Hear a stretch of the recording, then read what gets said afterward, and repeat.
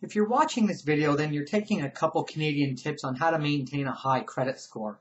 For those of you that know me or that have dealt with me in the past, you know I always take about 25 minutes or so to go through all the tips to make sure you can always maintain a very high beacon score. And there's a lot of things out there that we didn't really realize existed.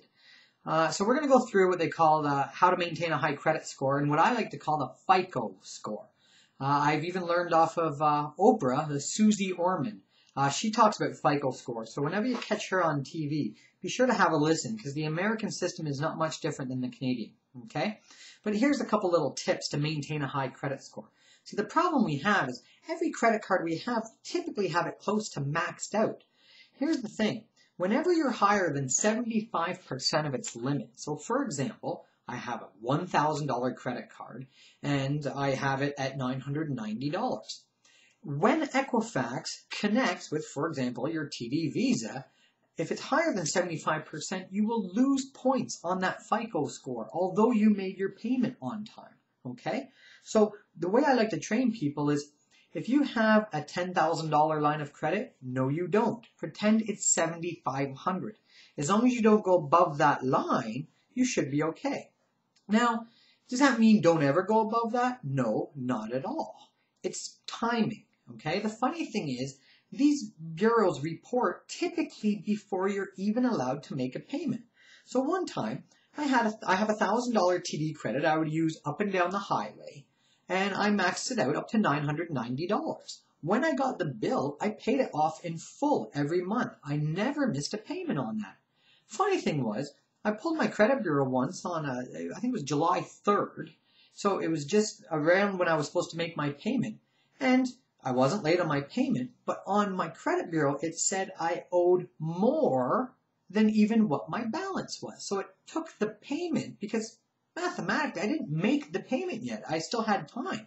But they already reported and added the payment onto the balance. Okay? So once they added the payment onto the balance, it went over its balance. And as soon as the FICO score reads that, your score goes down 25 points. So my beacon score plummeted down below what you're even allowed to have a normal score. And that's very odd considering I never missed a payment. So I thought of a way that you can reverse this and use this system. Okay?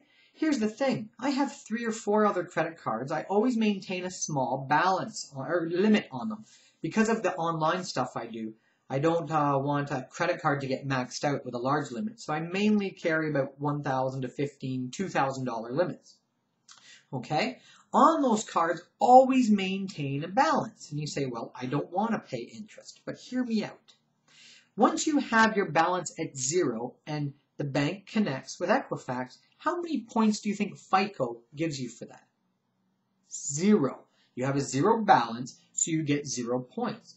So say you're the typical Canadian, because we all hate debt, and you say, well, I'm going to pay out all my debts. I don't want them anymore, but I'm just going to pay my mortgage on time. In fact, I'm going to double up on my payments.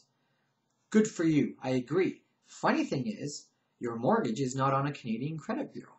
So at this point, you are going to have nothing pushing your score up. So it is very unethical, and it's, pardon my French, but it's backwards from the way us small town boys were brought up. But let's look at it this way. Yes, you have to maintain and pay somebody, the man, you have to pay them interest in order to get points. And let's face it, we've all heard it. No credit is worse than bad credit. So here's what you can do to win. This is the ultimate goal. I just taught you to have a balance, so don't go down to 0, okay? And I also told you not to go above 75%. That's the danger zone. But here's the ultimate goal. For some of your small credit cards, like $1,000 card, maintain a balance on them lower than 30%. So for example, remember when I told you I had this beacon score of 530, and the average now, it was 580. Now the banks aren't even looking at you if it's 620. So you want to maintain a 700 beacon. And a lot of them that I see are high 600. So we're in the risky area. And meanwhile, a lot of these people have made payments on time, so they don't even know. And that's why this is important. What you want to do is keep it lower than 30%, but above 0. And every month on that specific trade line, you will earn 25 points. So what I did with mine is I had 3 different credit cards. I owed $100, $76, $26. I mean, what's the interest you're paying on $26? A couple cents, but you're earning 25 points. As long as you have this in your back pocket, you are always going to maintain a high credit score, and you're always going to be, well, have the right to get the very lowest interest rate. So these are some of the key tips. Stay above 0 and lower than 30%. And my Beacon score in about 11 months went all the way from 530 to 730. So it can happen. So don't always close those credit cards once they're at 0. Perhaps use them a little. But run this by me and I'll be sure to help you out. You can always go to equifax.ca. I prefer to pull the $23.95 it costs. It's called Score Power. If you pull that one, it shows your credit score and all your trade lines.